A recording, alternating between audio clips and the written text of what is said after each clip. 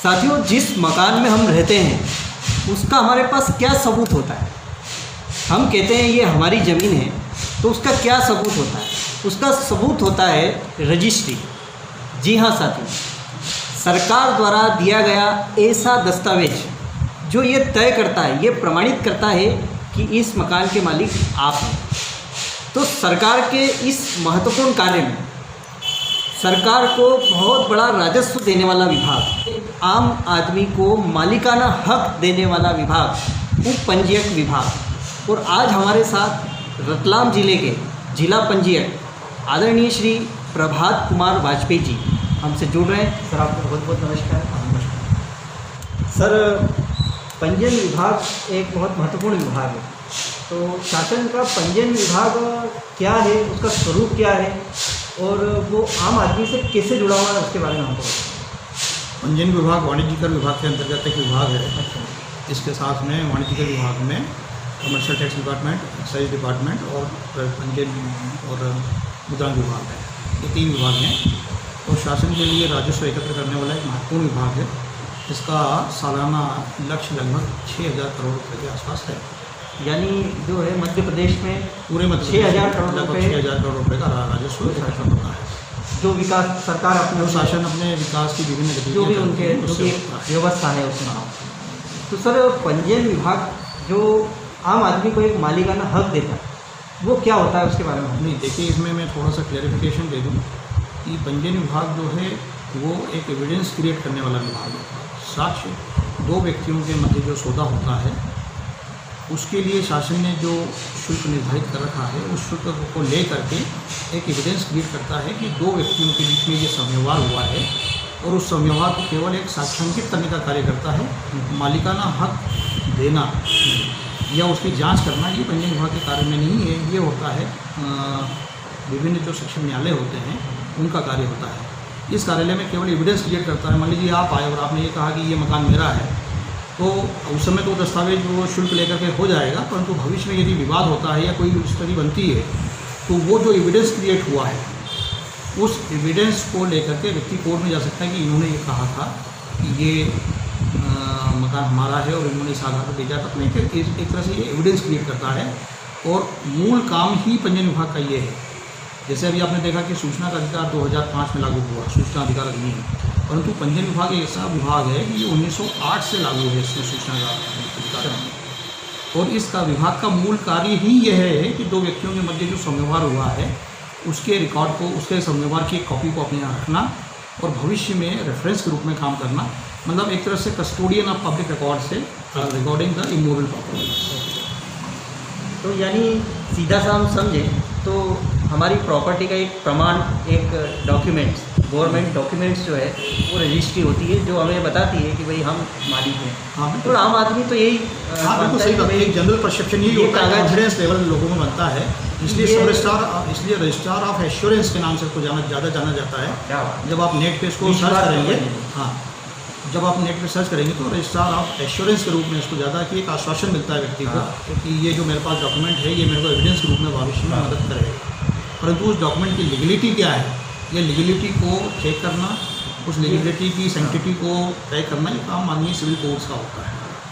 यानी इसीलिए कहा भी जाता है कि जब भी हम कोई मकान या कोई प्रॉपर्टी खरीदते हैं तो हमें बिल्डर की या जो भी उससे संबंधित जो देने वाली संस्था है उसके बारे में पूरी जानकारी लें। ऐसा हमको आमतौर पर सुनने में भी आता है और उसका कारण यही रहता है कि कई बार कूट रचित या जो कहें कि फर्जी दस्तावेज भी प्रॉपर्टी के तैयार हो जाते हैं, वो एक अलग क्षेत्र है। देखिए, इसमें मेरा एक बहुत ही आपके माध्यम से जनता को बहुत ही संदेश देना चाहूँगा कि जब वो लाखों की प्रॉपर्टी खरीदते हैं तो जो ट्रांसफ़र ऑफ प्रॉपर्टी एक्ट है, उस एक्ट के तहत एक क्रेता की सावधानी का नियम है।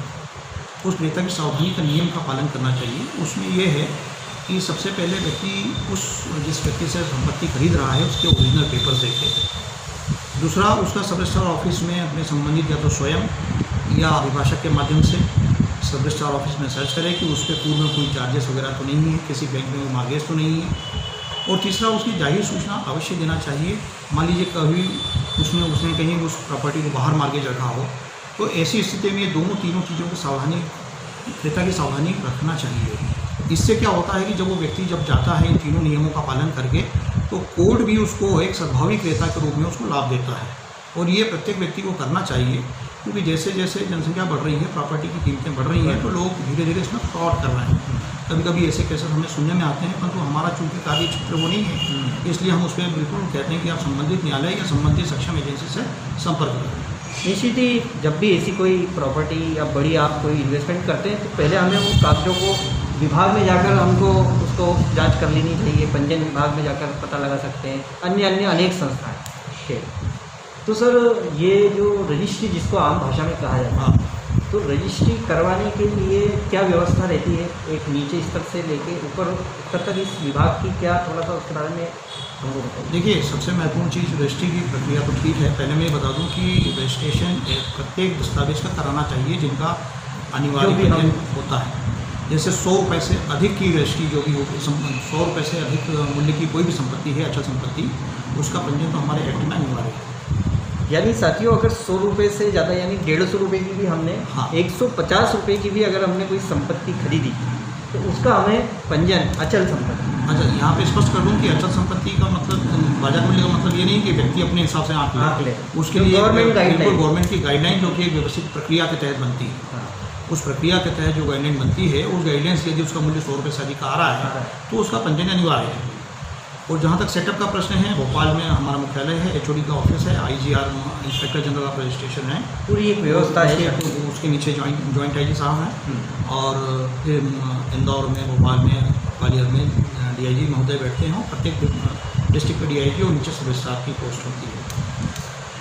साथियों, हमारे सर जो हैं पंजीयन विभाग का एक स्टार कहें तो कम नहीं होगा क्योंकि पंजीयन विभाग के जो अधिकारी अपने विभाग के बारे में सोचे, जो अपने जो नॉर्म्स हैं, जो अपने विभाग के नियमों का पालन कराने के लिए हमेशा दृढ़ संकल्पित रहे, ऐसे हमारे सर हैं। और इनकी सेवाओं का लाभ अभी फ़िलहाल रतलाम को मिल रहा है। पहले भी आप रतलाम ज़िले में सेवाएं दे चुके हैं, लेकिन आज जो है रतलाम ज़िले के जो सारे पंजीयन विभाग का जो दायित्व है, वो बहुत बखूबी निभा रहा है। सर, रतलाम ज़िले की स्थिति बताइए, यहाँ पर प्रॉपर्टी एक्चुअल में क्या है, प्रॉपर्टी यहाँ पर थोड़ा सा दूसरी जगहों से डिफर है। जो मेरा अनुभव यहाँ का इस ज़िले का ये रहा है कि आपने भी देखा कि इसको सोना नगरी के रूप में भी जाना जाता है, सोने के रूप में भी एक ये सोना साड़ी और सेव के लिए फेमस है।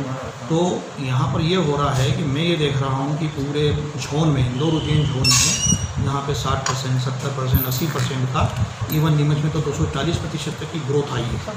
परंतु रतलाम ज़िले में उतनी ग्रोथ नहीं आई है। तो मुझे ऐसा लगता है, यहाँ पर मैंने देखा है कि एक लोगों का रुझान, मुझे ऐसा लगता है कि प्रॉपर्टी के साथ साथ सोने में भी रहता है। तो वो जो इन्वेस्टर्स लोग जो हैं, वो इन्वेस्टर जो होते हैं जनरली वो सोने की तरफ भी थोड़ा सा इन्वेस्ट करते हैं। तो जो वैसे तो सामान्य ग्रोथ है, हमें पूरा विश्वास है कि जितना टारगेट होगा उतना अचीव हो जाएगा।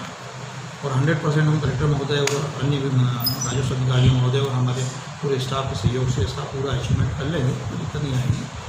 तो आपने सर एक बात बताई कि 100 रुपये से अधिक की जो भी संपत्ति है उसका हमें पंजीयन कराना चाहिए। ऐसी और कोई जो कुछ चीज़ें जो लोगों के लिए बहुत ही फ़ायदेमंद होती है और विभाग के लिए भी फ़ायदेमंद है, जैसे कि यदि पिता अपनी बेटी को कोई संपत्ति देता है तो देखिए, वही बात आती है कि यदि 100 रुपये से अधिक की संपत्ति है, यदि वो दान के माध्यम से भी दी जाती है, तो उसका पंजीयन तो अनिवार्य है।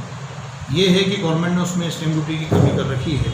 उसमें जैसे 5% स्टैम्प ड्यूटी है तो 2.5% स्टैम्प ड्यूटी लगती है, उसमें कुछ कमी है। अभी इसके अलावा शासन की एक सहभागीदारी लेख का एक नया कंसेप्ट चल रहा है, जिसमें यदि कोई पिता चाहे अपनी पुत्री को या अपनी पत्नी को 1000 रुपये के स्टाम्प पे अपना संपत्ति में भागीदार बना सकता है। ये योजना भी है।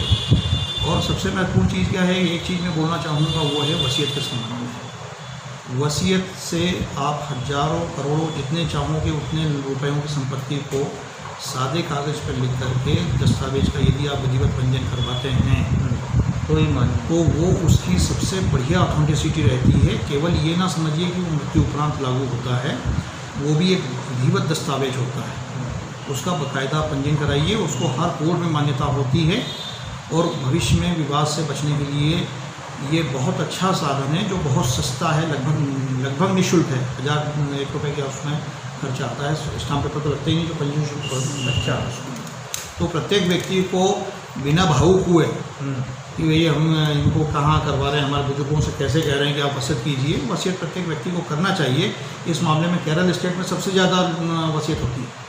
तो ये तो घर के जो बड़े बुजुर्ग या मुखिया खुद को आगे होकर के करवाना चाहिए। ये सोचना होगा कि भाई हाँ। समय रहते जो है मैं और भाई प्रत्येक व्यक्ति मरणशील है, हाँ, इसलिए प्रत्येक व्यक्ति को वसीयत करना चाहिए। और इतना बढ़िया डॉक्यूमेंट है वो, उसको सुप्रीम कोर्ट तक वैलिडिटी। सुप्रीम कोर्ट तो और ऐसा नहीं है, यदि कोई व्यक्ति चाहे कि मुझे मेरे जीवन काल में मैंने कर दिया उसको मैं चेंज नहीं कर सकता, ऐसा नहीं है। उसको चाहे तो आप चेंज भी कर सकते हैं, उसको निरस्त भी किया जा सकता है। ऐसा नहीं कि वो फाइनलिटी हो गई, एक बार आपने कर दिया तो अंतिम हो गया, ऐसा नहीं होता।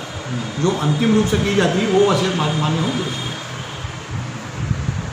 तो वो सबसे बढ़िया डॉक्यूमेंट है। उस डॉक्यूमेंट से व्यक्ति अपनी मृत्यु उपरांत जो प्रॉपर्टी का डिस्पोजिशन करना चाहता है, व्ययन करना चाहता है, वो कर सकता है, बहुत आसानी से कर सकता है, बिना शासकीय अतिरिक्त व्यय के। और बाद में अपनी आने वाली जनरेशन को कितने कष्ट से बचाता है कि वो सक्सेशन सर्टिफिकेट के लिए इधर जा रहा है, कोर्ट जा रहा है, किसी अन्य एजेंसी के पास जा रहा है। उससे बढ़िया है, बेहतर है कि वो 1000 1,500 रुपये में अभी काम हो रहा है और उसकी इच्छा से सामने हो रहा है कि उसकी भविष्य वाली पीढ़ी के लिए वो क्या क्या व्यवस्था करना चाहता है अपनी साथ संपत्ति।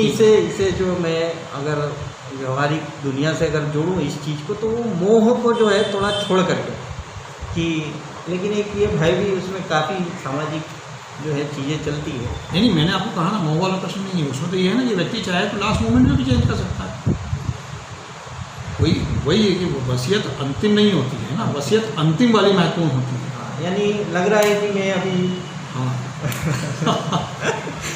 तो काफ़ी अच्छी जो जानकारी है सर हमें दे रहे हैं। और निश्चित ही जो है शासन का एक बहुत महत्वपूर्ण विभाग होता है पंजीयन विभाग। और पंजीयन विभाग जो है वो ये दस्तावेज देता है, ये बहुत गौरव की बात होती है कि आज मैंने कोई मकान लिया तो जो है अगर उसका रजिस्ट्री हो जाती है और जब वो हाथ में आती है तो वो एक जो फीलिंग्स आती है वो उसकी जो है कोई कीमत नहीं होती। जो भी हम ड्यूटी या शासन को जो दे रहे होते हैं वो एक जो है अगर 50 लाख की एक संपत्ति है सर, तो अभी एक उदाहरण के अगर रूप में देखें कि 50 लाख की अगर कोई संपत्ति है तो उसको कितना % रेवेन्यू लगता है या वो किस तरह से उसका। देखिए, 2 चीज़ें हैं। पहली चीज़ मैं आपको माध्यम से कहूँगा कि प्रत्येक व्यक्ति को उसके द्वारा किया गया अचल संपत्ति के प्रत्येक अंतरण का पंजीयन करवाना चाहिए। पंजीयन कराना चाहिए। पंजीयन करवाने से बहुत फ़ायदे मिलते हैं। पहला तो आप किसी भी बैंक में वित्तीय संस्था में जाके आप लोन ले सकते हैं। लोन टाइटल का एक एश्योरेंस रहता है आपको कि मेरे पास में टाइटल है। टाइटल का एग्जैक्टिव नहीं कर सकते, टाइटल का एश्योरेंस रहता है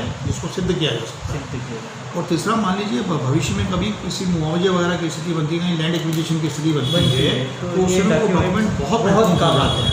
सही बात। और फिर ये तो है लेगेसी रिकॉर्ड तो बनता ही है, आपके भविष्य में आने वाली पीढ़ी के लिए डॉक्यूमेंट बनता है। चेन डॉक्यूमेंट के रूप में कई बार बैंक मांगती है, पता लगा बीच में उन्होंने 100 रुपये के स्टाम्प पे सहमति लेख लिख लिया, शपथ पत्र लिख लिया, बंटवारा लेख लिख लिया, पारिवारिक व्यवस्थापन लिख लिया, मेहर लिख लिया, जो भी चीज़ें होती हैं इनसे प्रॉपर्टी डिस्पोज हो जाती हैं, परंतु चेन डॉक्यूमेंट नहीं मिल बनते हैं और फिर लोन में दिक्कत आती है, फिर उनको भी बहुत ही इंपॉर्टेंट डॉक्यूमेंट। वो चीज़ें बहुत है, फीलिंग्स में भी हमें गौरव भी होता है। मतलब हमारे इंटरनल पार्ट के लिए भी बहुत इंटरनल जो हमारा एक हर व्यक्ति का जो एक जो कहें कि मनोभाव मन होता है, और मन को खुशी मिलती है जब उसके हाथ